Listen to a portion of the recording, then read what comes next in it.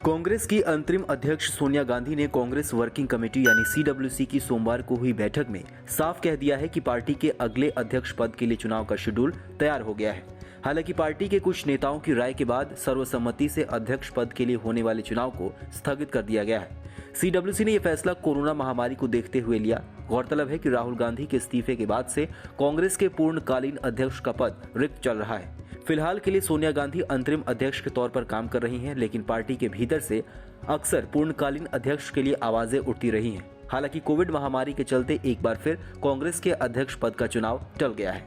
हालांकि इस दौरान कांग्रेस की अंतरिम अध्यक्ष सोनिया गांधी ने पार्टी की बिगड़ती स्थिति पर चिंता जाहिर की और बंगाल चुनाव में खाता नहीं खुलने को लेकर भी परेशानी भी जाहिर की।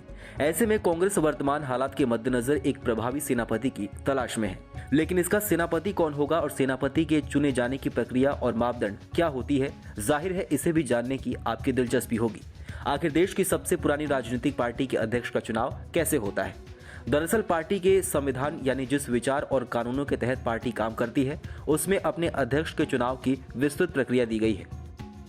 पार्टी की शीर्ष इकाई यानी कि कांग्रेस वर्किंग कमेटी, जिसको सीडब्ल्यूसी भी कहा जाता है, जब अध्यक्ष पद के लिए चुनाव की तारीख तय करती है, तब पार्टी के कोई भी 10 प्रतिनिधि संयुक्त रूप से अध्यक्ष पद के लिए किसी भी प्रतिनिधि का नाम प्रस्ताव रख सकते हैं।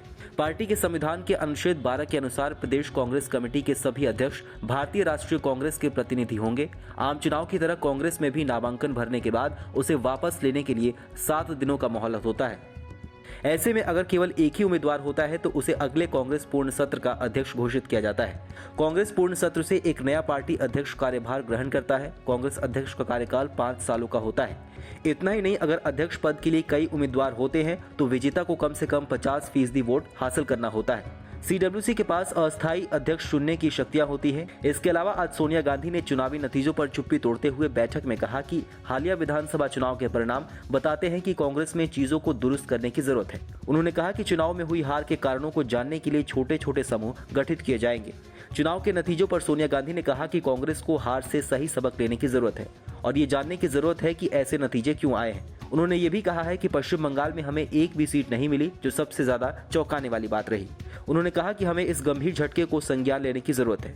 ये कहना कम होगा कि हम बहुत निराश हैं। मेरा इरादा है कि इन झटकों के कारण रहे हर पहलू पर गौर करने के लिए छोटे छोटे समूह का गठन करूं और उनसे बहुत जल्द रिपोर्ट ली जाए। आपको बताएं तो इस बार कांग्रेस के अध्यक्ष पद का चुनाव इस बार जून मध्य में होना था, लेकिन महामारी की वजह से अब इसे आगे बढ़ा दिया गया है। आपकी इस खबर को लेकर क्या राय है, हमें कमेंट सेक्शन में लिख के जरूर बताइए।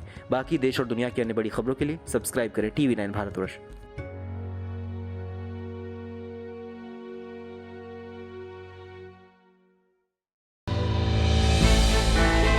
हमने की गलती फिर एक बार, कोरोना ने किया दोबारा प्रहार। मास्क, 2 गज दूरी, करें अपनी सुरक्षा पूरी। कोरोना टीका हम सबको लगाना है, मिलकर साथ समझदारी से कोरोना को हराना है।